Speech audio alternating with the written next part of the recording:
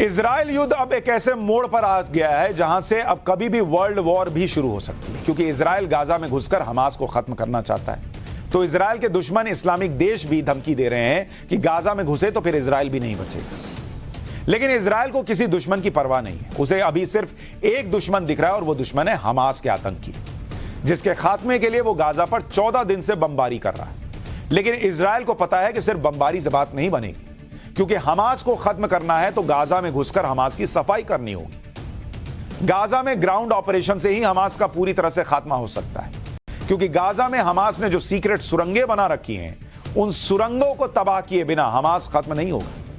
Hamas के पूरी तरह से खात्मे के लिए इजराइल स्टेप बाय स्टेप काम कर रहा है। अभी तक इजराइल ने 14 दिन में जो काम किया है उसमें गाजा पर उसकी बमबारी का फोकस हमास की जमीन के ऊपर के इंफ्रास्ट्रक्चर को खत्म करने पर है, जो जमीन के ऊपर बनी हुई चीजें। आप देखिए कि इजराइल ने सबसे पहले गाजा में हमास के इंफ्रास्ट्रक्चर को तबाह किया, गाजा में हमास के टनल नेटवर्क के एंट्री और एग्जिट पॉइंट को टारगेट किया, हमास की टनल कनेक्टिविटी को रोक दिया, गाजा में जमीन के ऊपर हमास का पूरा नेटवर्क लगभग तबाह कर दिया। यानी असली खेल से पहले गाजा को मैदान की तरह सपाट कर दिया। और अब इजराइल की पूरी तरह से कोशिश यह है, उसकी सेना की कोशिश यह है कि गाजा में घुसो और जमीन के नीचे जो सुरंगें हैं, जहां हमास की जान है, उसको खत्म करो। गाजा में हमास के टनल नेटवर्क कैसे काम करता है और गाजा में हमास की कितनी सुरंगें हैं और कैसे इन सुरंगों को बिना खत्म किए इजराइल हमास को खत्म नहीं कर पाएगा, इसके बारे में आपको अभी बताऊंगा। लेकिन पहले यह देखिए कि इजराइल की तैयारी क्या है। इजराइल के प्रधानमंत्री नेतन्याहू और रक्षा मंत्री ने बॉर्डर पर जाकर सैनिकों से मुलाकात की। इस दौरान रक्षा मंत्री ने सैनिकों से कहा कि हमास के खात्मे तक जंग जारी रहेगी। इजराइल के रक्षा मंत्री ने लंबी लड़ाई के संकेत देते हुए सैनिकों से कहा कि बहुत जल्दी गाजा में घुसकर हमास पर हमला किया जाएगा। जल्दी ही इजराइल के सैनिक गाजा को अंदर से देखेंगे। इजराइल ने गाजा को चारों तरफ से घेर लिया। गाजा बॉर्डर पर इजराइल के टैंक खड़े हैं। आदेश मिलने के बाद गाजा पर ग्राउंड अटैक शुरू हो जाएगा। इजराइल को पता है कि बिना गाजा में ग्राउंड अटैक किए हमास का खात्मा मुश्किल है और गाजा में घुसने में सबसे बड़ी चुनौती हमास की सुरंगें हैं, जिनमें हमास के आतंकी छिप जाते हैं, जहां से वो इजराइल पर हमले की प्लानिंग भी करते हैं। गाजा में हमास ने जो सुरंगें बनाई हैं, वो सिर्फ सुरंग नहीं है, बल्कि एक पूरी दुनिया है जहां जरूरत का हर सामान मौजूद है। गाजा पर हमास ने सुरंग बनाने की शुरुआत कब से की थी और कैसे इन सुरंगों के जरिए इजराइल को चुनौती दे रहा है, वो आगे आपको विस्तार से बताऊंगा। पहले ये वीडियो देखिए जो इजराइल की सेना ने जारी किया है। इसमें हमास की सुरंग और उसके अंदर का इंफ्रास्ट्रक्चर साफ दिखता है। सुरंगों में मीटिंग के लिए रूम और बिजली पानी सारी व्यवस्था होती है। इन सुरंगों पर इजराइल की मिसाइलों का असर नहीं हो पाता पूरी तरह से। इन सुरंगों की वजह से ही हमास अपने सारे काले धंधे कर पाता है और इसलिए जब तक ये सुरंगें नहीं खत्म होंगी तब तक हमास भी खत्म नहीं होगा। पिछले 22 साल से हमास ने गाजा में इन सुरंगों को बनाया है। ये मैप देखिए आप, इसमें गाजा में सुरंगों का जाल दिख रहा है। ये जो आप लाल लाल चौकोर चौकोर हिस्सा देख रहे हैं, ये हमास की सुरंगें हैं। उत्तरी गाजा में सुरंगें बाकी इलाके की तुलना में ज्यादा हैं। यहीं से इजराइल पर ज्यादातर हमले हमास करता है। इसीलिए आपको याद होगा कि इजराइल ने भी कहा था कि उत्तरी गाजा को खाली कर दो। इसके अलावा दक्षिणी गाजा में भी कई किलोमीटर लंबी सुरंगें हैं। दावा तो यह भी किया जाता है कि ऐसी ही सुरंगें हमास ने रफा बॉर्डर पर भी बनाई हैं, जिनके जरिए वो इजिप्ट से हथियार मंगाता है। पूरी गाजा पट्टी में हमास ने सुरंगों का जाल जैसा बिछा रखा है। आप ये जानकर हैरान रह जाएंगे कि गाजा में हमास ने इस तरह की एक या दो नहीं बल्कि सैकड़ों किलोमीटर लंबी सुरंगें बना रखी हैं।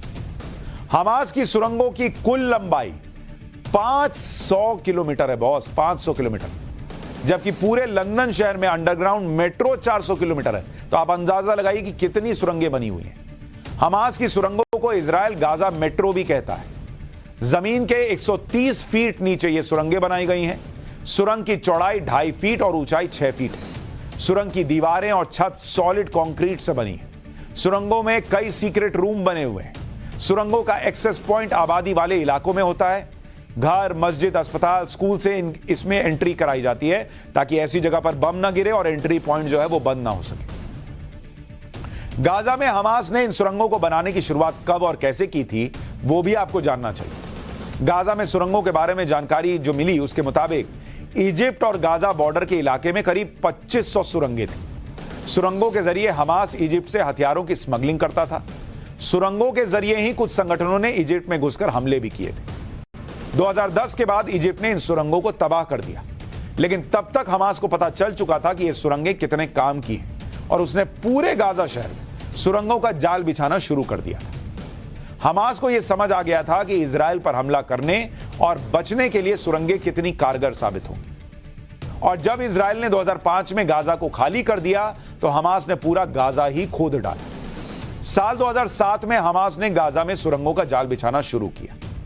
उत्तरी Gaza, Gaza City, Khan Yunis इलाके में सुरंगों का बड़ा हिस्सा है।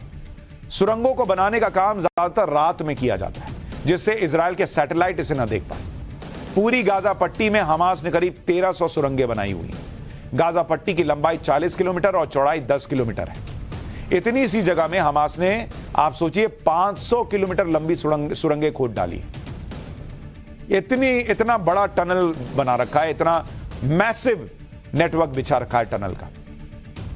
गाजा पट्टी के नीचे बना हमास का टनल टाउन उसकी सबसे बड़ी ताकत है, और इसीलिए मैं कह रहा हूं कि हमास को खत्म करना है तो ये टनल खत्म करने होंगे, वरना हमास कभी खत्म नहीं होगा। इन सुरंगों में रहने, खाने, पीने से लेकर महीनों तक बसने का पूरा बंदोबस्त है। टनल में रॉकेट रखने के लिए दीवारों के भीतर कई किलोमीटर का पूरा स्पेस दिया गया। यहां पर न सिर्फ रॉकेट रखे जाते हैं, बल्कि रॉकेट से लेकर अन्य गोला बारूद के निर्माण का भी काम इन्हीं टनल के अंदर हो जाता है। हमास को ईरान से हथियारों के पार्ट्स मिलते हैं, जिनको सुरंगों के अंदर लाकर असेंबल तक करते हैं ये लोग। मतलब हमास का पूरा काम इसी टनल में चल रहा है, और इसीलिए ये उसकी ताकत है। सवाल यह है कि हमास को टनल बनाने का सामान और फंडिंग करता कौन है? कहां से पैसा मिलता है, कहां से सामान मिलता है? क्योंकि 500 किलोमीटर सुरंग बनाने में बहुत पैसा और मटेरियल तो लगा होगा। गाजा को हर साल दुनिया भर से मदद मिलती है गाजा के नाम पर। गाजा को सालाना 8000 करोड़ रुपए मदद के नाम पर मिलते हैं। लोगों तक मदद पहुंचने से पहले हमास उसे कंट्रोल में ले लेता है, और इसी पैसे से हमास हथियार खरीदता है, सुरंग बनाता है। जो आज लोग रो रहे हैं फिलिस्तीनियों के लिए, फिलिस्तीनियों के मदद के नाम पर आने वाला पैसा यह आतंकी संगठन हमास इस्तेमाल कर लेता है। गाजा में सुरंग बनाने में हमास ने करीब 12,500 करोड़ रुपए खर्च किए। गाजा में सिविल प्रोजेक्ट के लिए इजराइल कंस्ट्रक्शन मटेरियल भेजता है। हमास उसी मटेरियल का इस्तेमाल टनल बनाने में कर लेता है। हमास ने तो कई सुरंगें ऐसी बनाई हैं जो गाजा में शुरू होती हैं और इजराइल में निकलती हैं। इन सुरंगों के जरिए हमास के आतंकी इजराइल में घुसपैठ भी करते हैं। एक मैप आपको दिखाता हूं, इसमें हमास की 6 ऐसी ही सुरंगें बताई गई हैं जिनका एंट्री पॉइंट गाजा में है, और वो इजराइल बॉर्डर के नीचे से होते हुए इजराइल के मेनलैंड में निकलती हैं। देखिए, ये जो आपको पर्पल पर्पल दिख रहा है वो सुरंग की एंट्री है, और ये काली लाइनें सुरंग है। वो गाजा में घुसिए और सीधा इजराइल में निकलिए, ये वाला हिसाब। जबकि गाजा बॉर्डर को इजराइल बेहद मजबूत फेंसिंग और दीवार से कवर करता, पर वो तो जमीन के ऊंचे ऊपर है, ये तो नीचे नीचे जा रहे हैं। कुछ इलाके ऐसे हैं जहां ज्यादा सुरक्षा नहीं थी। इसी का फायदा उठाकर हमास ने इजराइल तक सुरंगें खोद डाली। आप खुद सोचिए कि हमास ने गाजा में रहने वालों की मदद छीन छीन कर अपना टनल नेटवर्क तैयार किया। जितने पैसे में हमास ने सुरंगें बनाई हैं, अगर वो पैसा गाजा में इंफ्रास्ट्रक्चर पर खर्च हो जाता तो क्या क्या हो सकता था, आप अंदाजा लगाइए। एक्सपर्ट्स के मुताबिक हमास की एक टनल की लंबाई 2 से 4 किलोमीटर होती है। एक टनल बनाने में 350 ट्रक कंस्ट्रक्शन मटेरियल लगता है। इतने मटेरियल में 86 घर बन सकते थे, 19 मेडिकल क्लिनिक बन सकती थी, 6 स्कूल बन सकते थे, 7 मस्जिदें बन सकती थी। एक टनल में जितना सामान लगता है उससे। और सोचिए इसमें कितने टनल हैं, हजारों से ज्यादा। गाजा के लोगों के लिए आवाज उठाने वाले ये बातें क्यों नहीं बताते कि अगर आम लोगों की मदद के लिए आ रही इंटरनेशनल मदद पर हमास कब्जा न करता तो आज गाजा के फिलिस्तीनी शरणार्थी शिविरों में रहने को मजबूर ना होते। गाजा के लोगों का भला तभी हो सकता है जब हमास का खात्मा हो जाए, क्योंकि तभी आम लोगों तक इंटरनेशनल मदद भी पहुंच पाएगी। हमास पहला संगठन नहीं है जिसने इजराइल के खिलाफ लड़ने के लिए सुरंगों का जाल तैयार किया। इजराइल के पड़ोसी देश लेबनान का हिजबुल्लाह संगठन भी सुरंग बना चुका है। हिजबुल्लाह वो संगठन है जिसका मकसद ही इजराइल की तबाही है। यह हिजबुल्लाह की सुरंगें हैं, और हिजबुल्लाह फिलहाल हमास का साथ भी दे रहा है। हिजबुल्लाह ने भी लेबनान में कई सुरंगें बनाई थी। आप जो सुरंगें अभी देख रहे हैं, ये हिजबुल्लाह वाली सुरंगें, और इनका इस्तेमाल हिजबुल्लाह के लड़ाके बॉर्डर पार करके इजराइल में घुसपैठ करने और हमला करने के लिए करते थे। हालांकि इजराइल ने 2018 तक हिजबुल्लाह के सुरंग नेटवर्क को लगभग खत्म कर दिया था। अभी भी हालांकि कुछ सुरंगें हैं जिनका प्रयोग हिजबुल्लाह करता है, यह कहा जाता है।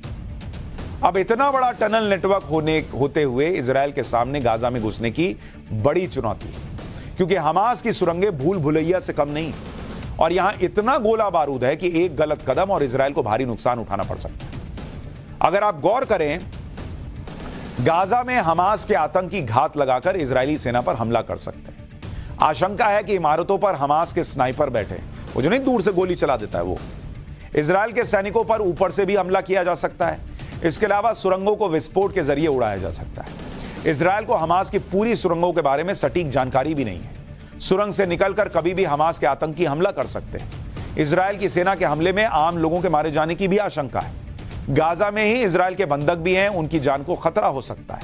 यानी गाजा में बिना पूरी जानकारी के घुसना हमास के जाल में फंसने जैसा होगा, क्योंकि अगर हमास ने अपनी सुरंगों में विस्फोट करना शुरू कर दिया तो पूरी गाजा पट्टी तबाह हो जाएगी। और इसी वजह से अभी तक इजराइल यह तय नहीं कर पाया कि गाजा में सेना को भेजा जाए या अभी और इंतजार किया जाए। हालांकि इजराइल के पास इन चुनौतियों से निपटने के लिए एक खतरनाक टीम है। इजरायली सेना की याहलोम यूनिट इसको कहते हैं, जो सबसे खतरनाक यूनिट मानी जाती है। इस यूनिट के सैनिक कई फीट नीचे बनी सुरंगों को खोजने और उसे नष्ट करने में माहिर होते हैं। याहलोम यूनिट को वैसे तो कॉम्बैट इंजीनियरिंग कॉर्प्स भी कहते हैं, यानी जो लड़ाई के दौरान इंजीनियरिंग सपोर्ट प्रोवाइड कराती है, लेकिन इसका असली काम छिपे हुए दुश्मनों को खोजकर मारना है। याहलोम यूनिट अंडरग्राउंड ऑपरेशन करने वाली दुनिया की सबसे बड़ी यूनिट्स में से एक है। याहलोम यूनिट अंडरग्राउंड वॉरफेयर में माहिर है। यूनिट के पास अंडरग्राउंड ऑपरेशन के लिए स्पेशल वेपन्स होते हैं। याहलोम यूनिट जरूरत पड़ने पर अपने लिए खुद हथियार भी बना लेती है। सुरंग नष्ट करने में रोबोट तक का प्रयोग कर लेती है। याहलोम यूनिट के बारे में कहा जाता है कि इसके वेपन्स की जानकारी इस यूनिट के बाहर किसी को नहीं होती। अब याहलोम यूनिट हमास की सुरंगों के जाल को धीरे धीरे करके नष्ट करेगी। इस यूनिट का रिकॉर्ड जैसा रहा है उसके देखते हुए एक्सपर्ट्स कह रहे हैं कि जल्दी ही हमास का खात्मा होगा अगर एक बार इजराइल की फौज अंदर घुस गई।